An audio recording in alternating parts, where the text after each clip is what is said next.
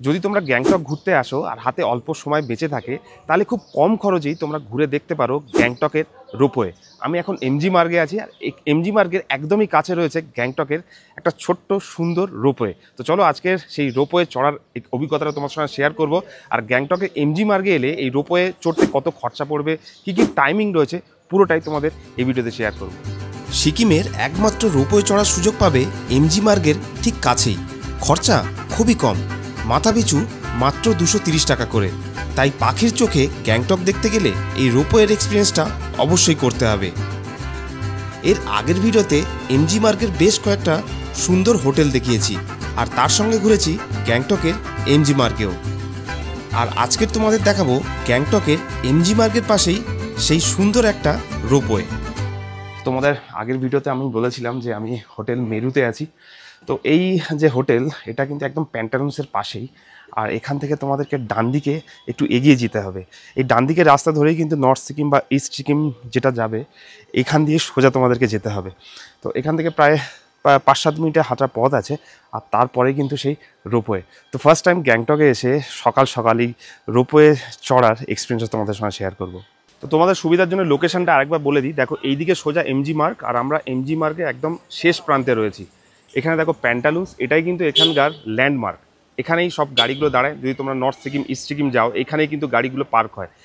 MG মার্গে কিন্তু পার্কিংয়ের কোনো জায়গা নেই, তো সব গাড়িগুলো ঠিক প্যান্টালুন্সের নিচেই পার্ক হয়। আর এই রাস্তা ধরেই তোমাদেরকে সোজা যেতে হবে রোপওয়ের দিকে। তো এখান থেকে 10 থেকে 15 মিনিট হাঁটলেই তোমরা রোপওয়ের কাছে পৌঁছে যেতে পারবে। একটু এগালেই সামনে দেখবে দুটো রাস্তা চলে গেছে, একটা নিচের দিকে আর একটা উপরের দিকে।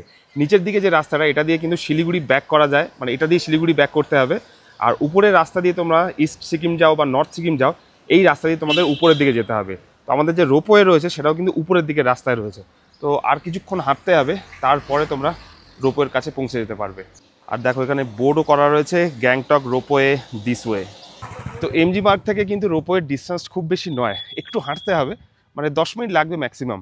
তারপরে তোমরা কিন্তু রোপওয়ের কাছে পৌঁছে যাবে। দেখো পিছনেই রোপওয়ে।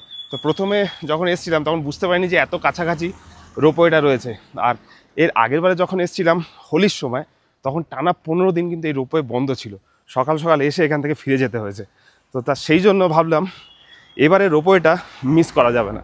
তো হাঁটতে হাঁটতে রোপওয়ের অফিসের সামনে চলে এসেছি। এখন 9:05 বাজে। রোপওয়ে ছাড়ার টাইম কিন্তু ফার্স্ট যেটা রোপওয়ে ছাড়ার টাইম 9:30।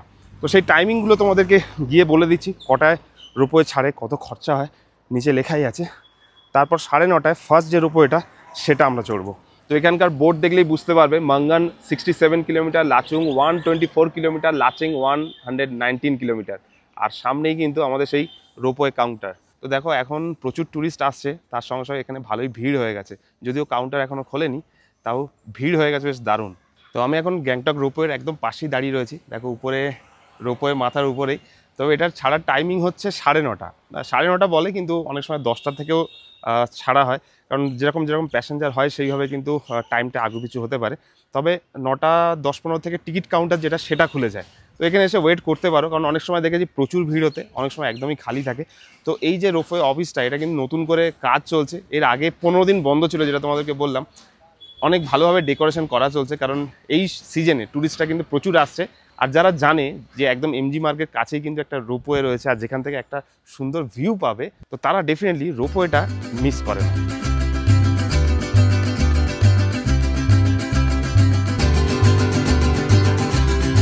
তো অনেকক্ষণ ওয়েট করার পরে কাউন্টার খুলে গেছে।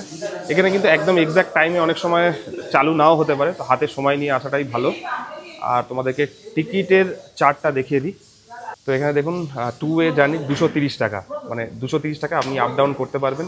মান্থলি করা আছে, এটা লোকালদের জন্য। তো আমরা যেহেতু 2 ওয়ে জার্নি করবো, 230 টাকা পার হেড দিয়ে কিন্তু আমরা এখান থেকে টিকিট বুক করব। তো টিকিট কাটার পরে লিফটে করে আমাদেরকে উপরে যেতে হবে।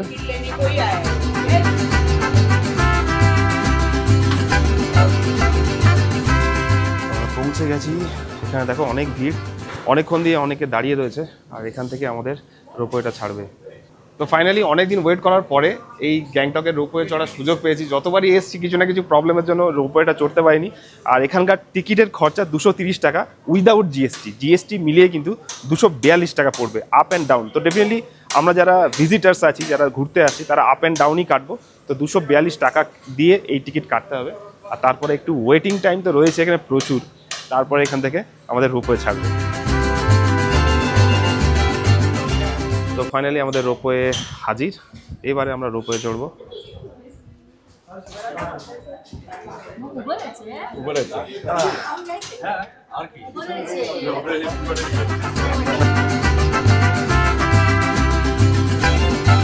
তো ফাইনালি আমরা রোপওয়েতে চেপে গেছি, কিন্তু মজার ব্যাপার এটাই, এখানে কোনো বসার জায়গা নেই, দাঁড়িয়ে দাঁড়িয়ে তোমাদের রোপওয়েতে যেতে হবে। আর খুব বেশি ডিস্টেন্স নয়, মানে 10 মিনিটের রোপওয়ে, তো সেই জন্য বসার কিন্তু কোনো জায়গা নেই। তবে অনেক লোকই একসাথে এখানে যেতে পারবে। আর বাসের হ্যান্ডেলের মতন এখানে ধরার জায়গাও রয়েছে। আর এখানে টোটাল 24 জন যেতে পারবে এই রোপওয়েতে। ভেবে দেখো, 24 জন একসাথে।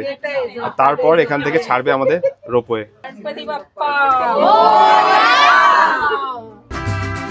তো ফাইনালি আমাদের রোপওয়ে স্টার্ট হয়ে গেছে।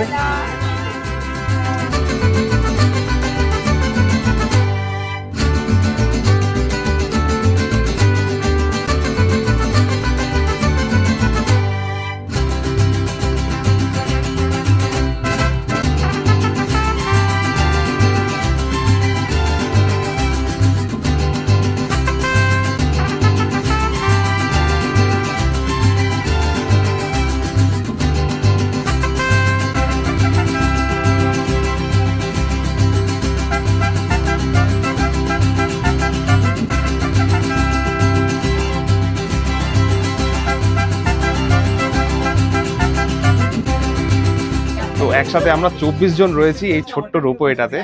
আর আস্তে আস্তে নিচের দিকে যাচ্ছে, আবার এটাতে করেই আমরা উপরে আসব। আর এর ফিলটা কিন্তু দারুণ, মানে যদিও একটু ক্রাউডি লাগছে, তাও বেশ ভালোই মজা লাগবে তোমার যদি গ্যাংটকের রোপওয়ে চড়ো। আমরা পৌঁছে গেছি, তো মাত্র 3 মিনিটে কিন্তু আমরা নিচে পৌঁছে গেছি। আবার রিটার্ন করার পালা। তো একটা ছোট্ট ট্রিপ, এটা কিন্তু খুব লম্বা তোমরা এনজয় করতে পারবে না, ছোট্ট ট্রিপ, কিন্তু ভিউটা সুন্দর লাগবে। আর 240 টাকা, মানে 250 টাকার রেঞ্জে এরকম ছোট্ট যদি রোপওয়ে ট্রাভেল করা যায়, খুব খারাপ নয় কিন্তু। তো গ্যাংটক ঘুরতে গেলে এটা অবশ্যই একবার ট্রাই করবে।